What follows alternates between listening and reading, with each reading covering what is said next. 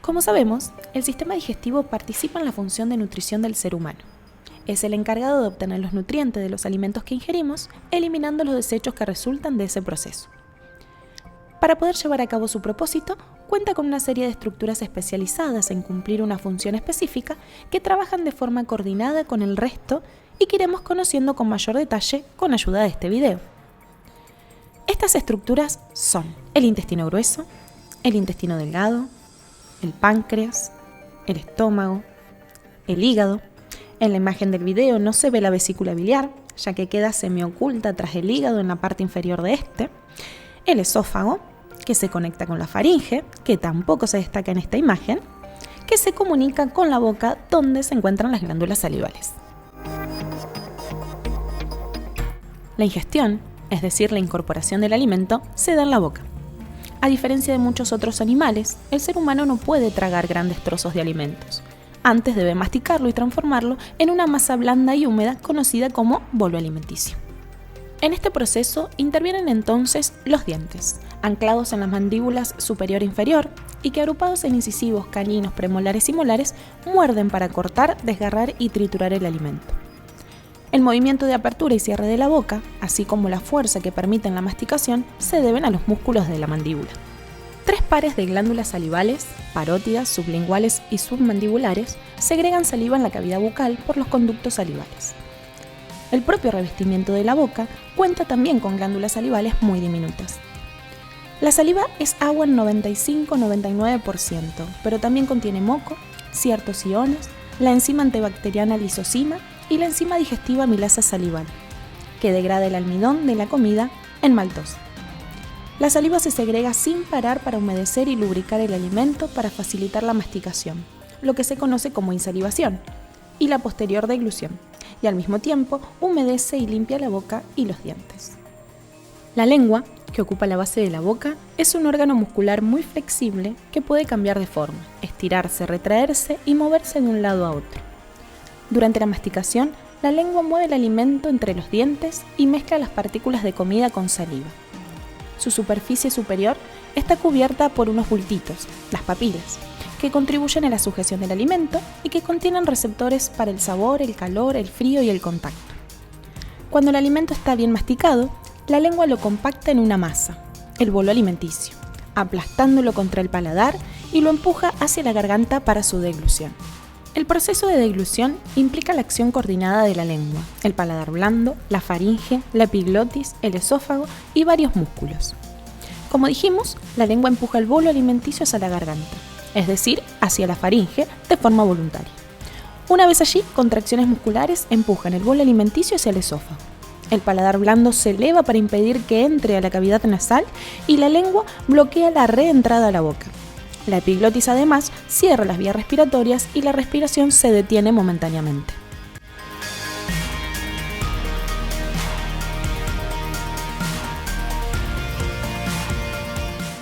Una vez en el esófago, el bolo alimenticio es empujado hacia el estómago mediante una serie de contracciones musculares, los movimientos peristálticos o peristalsis, el principal medio de propulsión en el tracto digestivo. La pared del esófago tiene unas capas de músculo liso de control involuntario. Durante las peristalsis, ondas, producto de la contracción y relajación, recorren el esófago y propulsan el bolo alimenticio hacia el estómago. Las contracciones son tan potentes que el bolo llega al estómago aunque la persona esté boca abajo. Al final del esófago, el esfínter esofágico inferior, el cardias, que suele estar cerrado para impedir el reflujo del contenido estomacal, se relaja para permitir el paso del bolo alimenticio al estómago. El estómago, la parte más amplia del tubo digestivo, es un saco en forma de J que une el esófago y el intestino delgado.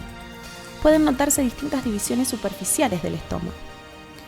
La gruesa capa de músculo en la pared gástrica está formada por 3 distintas capas de tejidos musculares liso, es decir, involuntario.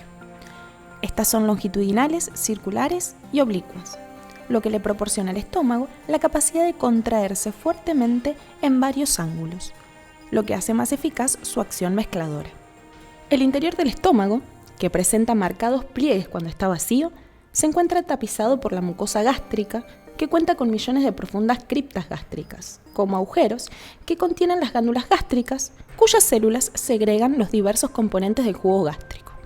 El ácido clorhídrico, que aporta la acidez estomacal necesaria y tiene cierta función antibacterial. Las enzimas pepsina y en menor proporción lipasa gástrica, que llevan a cabo la degradación de ciertos nutrientes. Factor intrínseco, que permite la obtención de la vitamina B12. Además, producen mucus, formando una capa gruesa, mucosa, que junto con el bicarbonato que también se produce, protegen a ese tejido interno del estómago de la acción del ácido del jugo gástrico. Otros grupos de células de la mucosa gástrica segregan hormonas que ayudan a controlar las secreciones y las contracciones de este órgano. Entonces, el bolo alimenticio llega al estómago atravesando el esfínter esofágico inferior, que se relaja y permite su paso. Cuando recibe el alimento, el estómago se dilata e inicia dos tipos de digestión que se dan de manera simultánea. La digestión química es realizada por la acción de los componentes del jugo gástrico. El ácido clorhídrico proporciona el medio ácido necesario para que las enzimas digestivas trabajen y además destruye las bacterias que pudieron ingresar con el alimento. La enzima pepsina, que se activa por la acidez del medio, comienza a degradar las proteínas.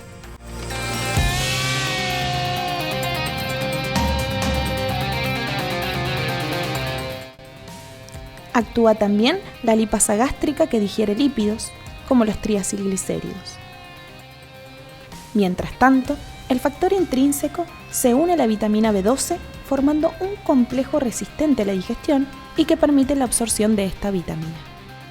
La digestión mecánica es obra de las 3 capas de músculo de la pared estomacal que se contraen generando ondas peristálticas. Este proceso mezcla el bolo alimenticio con los jugos gástricos y lo licúa, optimizando la digestión química, dando lugar a la obtención del quimo, una mezcla pastosa de alimento semidigerido, que es empujado por estos movimientos hacia el esfínter pilórico, una abertura muscular, saliendo del estómago en pequeñas cantidades, evitando superar la capacidad digestiva del intestino delgado. Si bien la función principal del estómago es la digestión del bolo alimenticio, en él también se da una cantidad limitada de absorción de ciertas sustancias, como agua, alcohol, ciertos fármacos, ácidos grasos pequeños, etc. El intestino delgado se extiende desde el estómago al intestino grueso con un diámetro de alrededor de los 2,5 centímetros y una longitud entre los 6 y 7 metros. Ocupa la mayor parte del abdomen y consta de 3 partes: duodeno, yeyuno e ileón. La primera porción del intestino delgado es el duodeno, de unos 25 centímetros y forma de C, es la que recibe el quimo que llega desde el estómago. En el duodeno se completa la digestión del quimo. El intestino produce ciertas enzimas que degradan proteínas e hidratos de carbono, pero además recibe bilis desde la vesícula biliar, un órgano que almacena y concentra la bilis que es producida en el hígado. Esta bilis contiene sales que emulsionan los aceites y las grasas para favorecer su digestión. El duodeno recibe además el jugo pancreático, que contiene enzimas digestivas como la tripsina y quimiotripsina que degradan proteínas, la amilasa que digiere hidratos de carbono, lipasa que degrada lípidos y grandes cantidades de bicarbonato de sodio para proteger la mucosa intestinal de la acción del ácido con el que llega el quimo. Mientras ocurre la digestión química en el duodeno, los músculos de las paredes del intestino se contraen para favorecer la mezcla del quimo con los jugos digestivos, su segmentación y propulsión en su recorrido. Como resultado de la digestión química y mecánica en el intestino delgado, se produce una papilla casi líquida, muy nutritiva, llamada quilo. La pared interna del intestino delgado presenta pliegues y se encuentra cubierta por unas diminutas prolongaciones llamadas vellosidades. Las enzimas que cubren las vellosidades van completando la digestión del quilo. Estas diminutas proyecciones se multiplican por millones, proporcionando una gran superficie para la absorción de los nutrientes que se da principalmente en yeyuno e ileón. Cada vellosidad cuenta con vasos sanguíneos y linfáticos, permitiendo que los nutrientes se incorporen a la circulación. Al observar al microscopio, notamos que las células de su superficie presentan microvellosidades.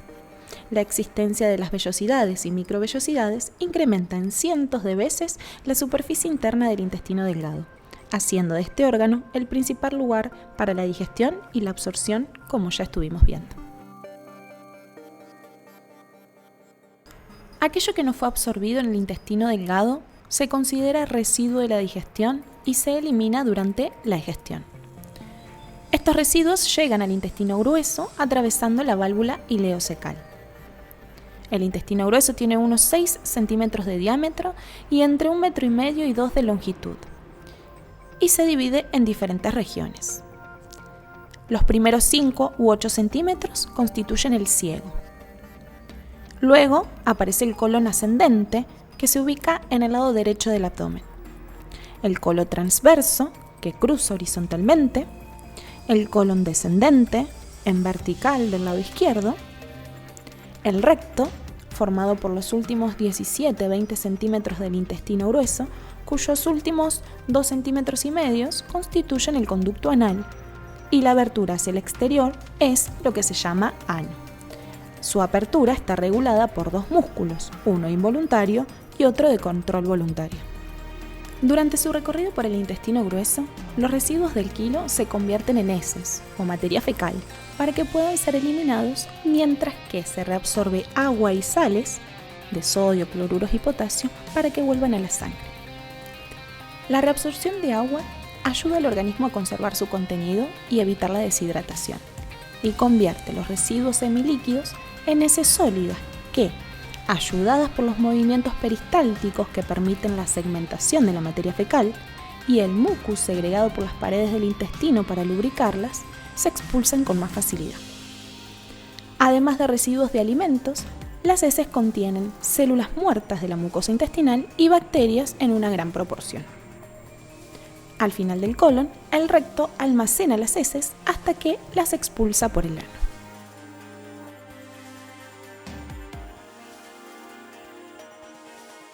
El intestino grueso está colonizado por microorganismos, principalmente bacterias, que constituyen la flora intestinal. Son inofensivos siempre que no pasen a otras partes del cuerpo. Las bacterias digieren nutrientes que las enzimas humanas no pueden digerir. Como resultado, liberan ácidos grasos, vitaminas del complejo B y vitaminas K que son absorbidas a través de la pared del colon y aprovechadas por el cuerpo. También se liberan gases, como nitrógeno, metano, dióxido de carbono y el oloroso sulfuro de hidrógeno. Las bacterias del colon controlan los microbios perjudiciales, impidiendo su proliferación, e incluso ayudan al sistema inmune en la producción de anticuerpos y en la formación de tejido linfático en la mucosa intestinal.